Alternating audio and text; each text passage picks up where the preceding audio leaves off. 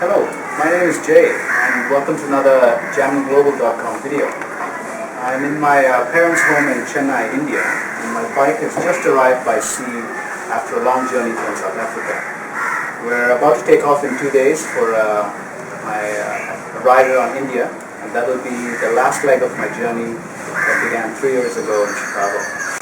I'd like to talk a little bit about sanDRina, my faithful travel partner on this journey.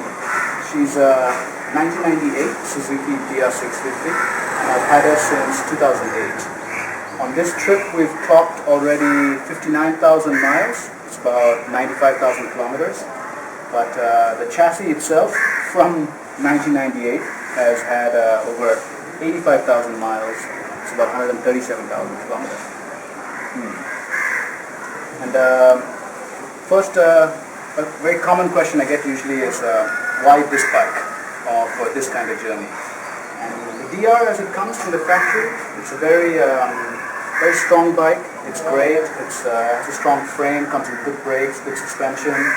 But for a trip like this, I've clearly modified her a lot to suit my needs to all these developing countries in Africa, South America, wherever, and now India. And I'd like to talk about some of the features I've done to her.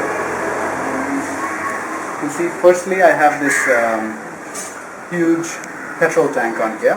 It's made by Aqualine in Australia, and it's a 40-liter tank. That's about 10 gallons.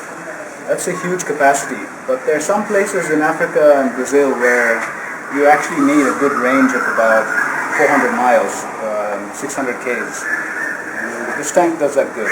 So when it's full, it does act a bit top-heavy, but you get used to that. Some other modifications, I've put a beefed-up rear shock in there. In South Africa, I was sponsored a heavy-duty spring from White Power, a takeoff from KTM. So now she's set up very nicely for all this weight.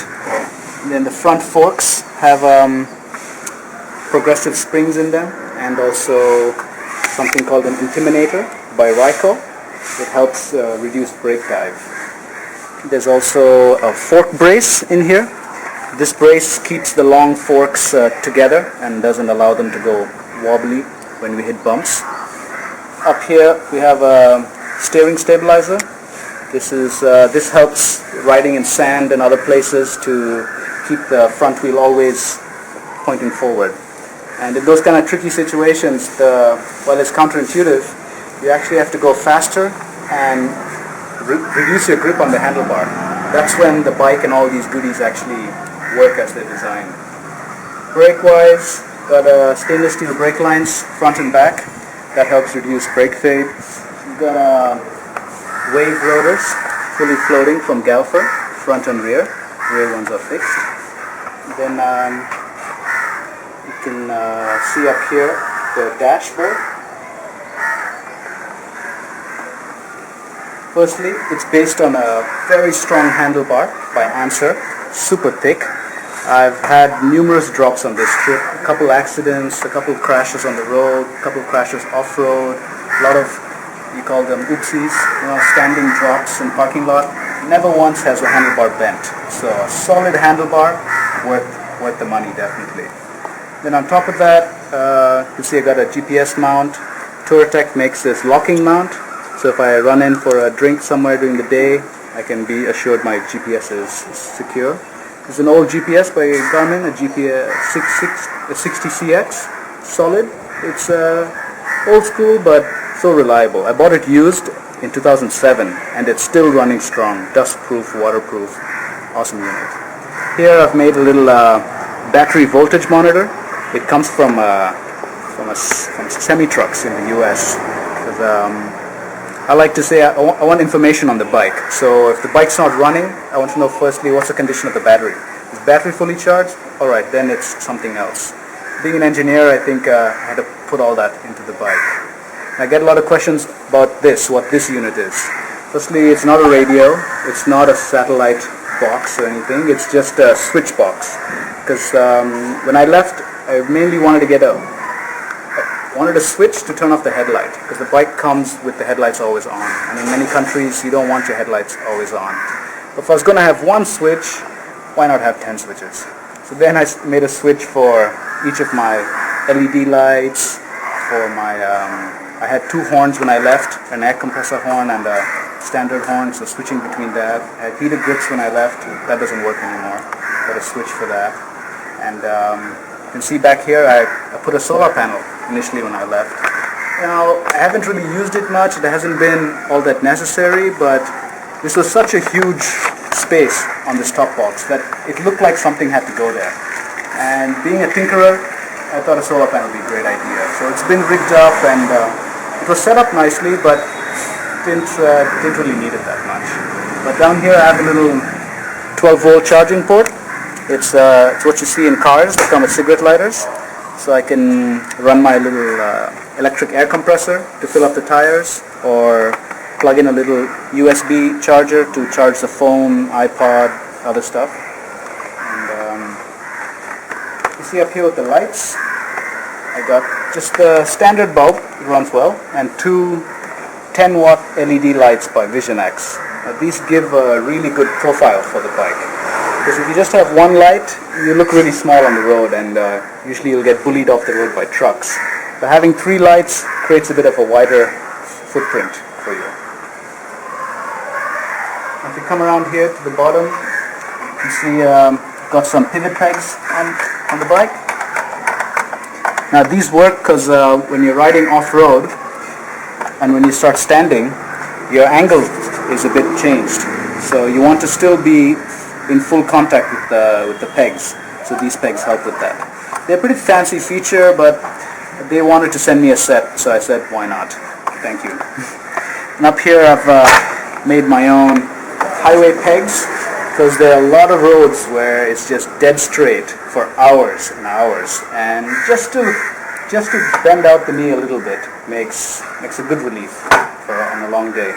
Plus they also work as an engine protector. I've had to replace these I think 3 times as end unit, because if I have a crash, these are the things that break off. So double purpose. Now for storage capacity, this bike was my home for when I'm on the road. For 3 years it's been my home on the road, and these Panniers are from Happy Trails. They're a small company in Idaho in the US. They make a solid unit. They're very thick aluminum, very nicely done, and nice with the waterproof seal, and their cinching mechanism works really well. You close it and then you tighten it down, so everything is compressed nicely. If things are packed in here without moving, usually everything survives. In my top box I usually carry my SLR camera, laptop, sleeping bag, pad, cooking stuff, and other bulky items like my tent and things. This pannier usually has clothes, toiletries, tire changing tools. That pannier has more day-use items, snacks that I'm eating, tools that I need on a regular basis, other spares. Now these containers are not bazookas or extra exhausts, as I get asked ridiculously all the time, but they're just various storage containers, and they've held different things over the years, from food to tire changing stuff to spares, gloves, whatever needs to be put in there. These cans out here are a chain loop. Strap them on the back because they don't need to really go anywhere, and that's a good place. They stay solid.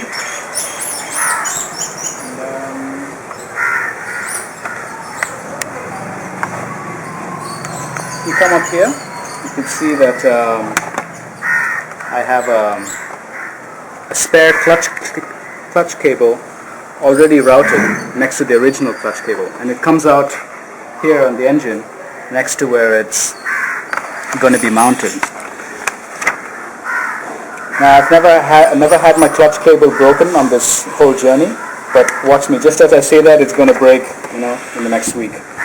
But it's always ready in case it does break, so it's a 5-minute job and not a 1-hour job to put in the clutch cable. Forgot to mention up here in the dash, I don't have a standard odometer. I have a unit from Vapor, and biggest reason I wanted this unit was it gives me engine temperature. And being an air-cooled bike, I'd like to monitor how what the oil temperature is doing when I'm stuck in traffic and just going stop, go, stop, go. Plus it also gives me a tachometer reading, RPM reading, which you don't get standard with the bike, and some other goodies, top speed and things like that. Let's see, what else we got? And when I've been asked a lot on why the DR specifically and not another bike, the DR comes with a carburetor. It comes air-cooled, only with an oil cooler, and that means there's no fuel injection, there's no radiator, no water cooler, no water pump.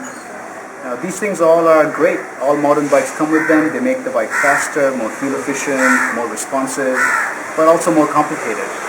And on this journey, I'm her primary mechanic.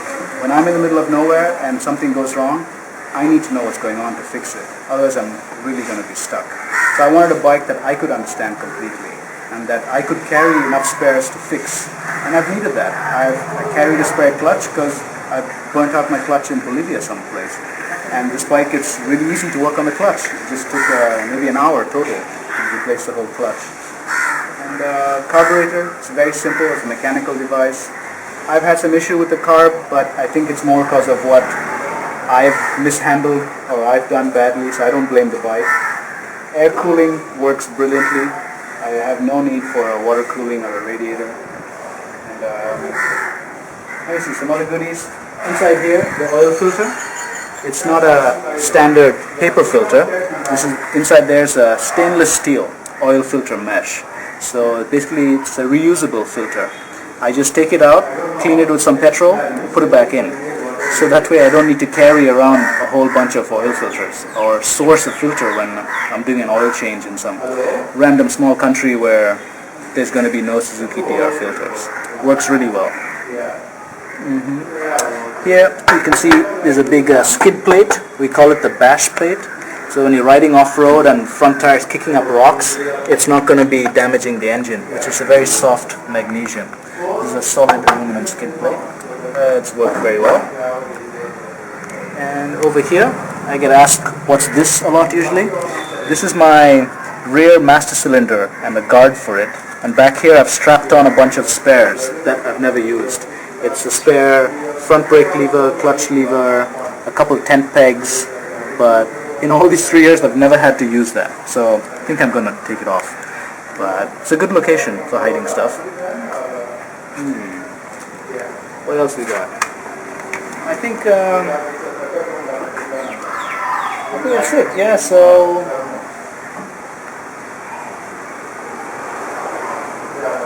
this bike, the DR, it still comes with tube tires. It's not tubeless. It comes with spokes instead of alloy wheels. And spokes usually help when you're going through off-road and stuff because they take the bumps and the compressions better than an alloy wheel. And if you break a couple spokes, you can replace it and carry on. If you crack your alloy wheel, you're really stuck. Tube tires, I mean, I had a tubeless bike before. They're easy to fix on a puncher, but tubeless is also pretty easy, and you have a lot more options in case you have a failure with the tube tire. So I like that about this bike. And I think, maybe the exhaust, you can hear, this is it says it's a Suzuki, but this is not the exhaust that came with the bike. This is the exhaust that comes with the GSXR 1000 sport bike. Thanks to MX Rob in the US, who figured out this hack of how to fit this exhaust onto the DR and make it sound like a proper dirt bike. I'm going to be firing up the bike soon, so you can really hear what the sound is like. But I'd like to say, so this is sanDRina, my DR650. We've had our fair share of breakdowns on this journey and quite a few tense moments with the bike, but I don't put any blame on the bike. Anything that's gone wrong, I take responsibility. It's something that I forgot to do, that I didn't anticipate, and I still love this bike. She's definitely pretty weak now. Her frame has got some cracks in it after all the bumps through Mozambique and Namibia and places, but she's taken me around the world beautifully, and I'm never going to sell her. hopefully one day when I have a house, my own house, she's going to be sitting there in the living room as a centerpiece. We'll go for rides occasionally, but she'll be part of it. Now let me fire her up and you can see what she sounds like, this beast.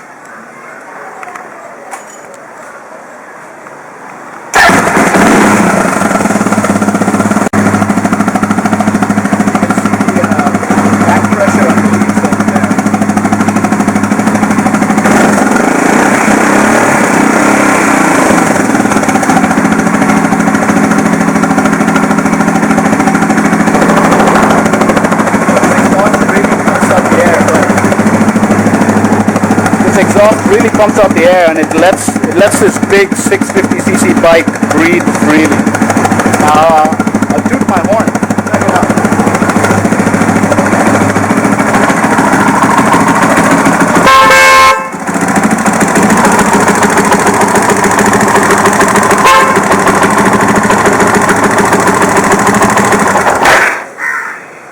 So that's a bike. She's definitely loud in traffic. I wear earplugs when I ride because it would definitely get deafening the whole day listening to that. But it helps in traffic when I'm coming through a crowded place and I just let go of the throttle and she lets out her little backfires a little bit. Traffic clears for me and works beautifully. I love this bike. I hope you guys have enjoyed this little tour of sanDRina, and you'll see us now traveling around India for the next maybe 6 weeks or so. Let me know if you have any other questions, and I'll be glad to answer that. Thanks.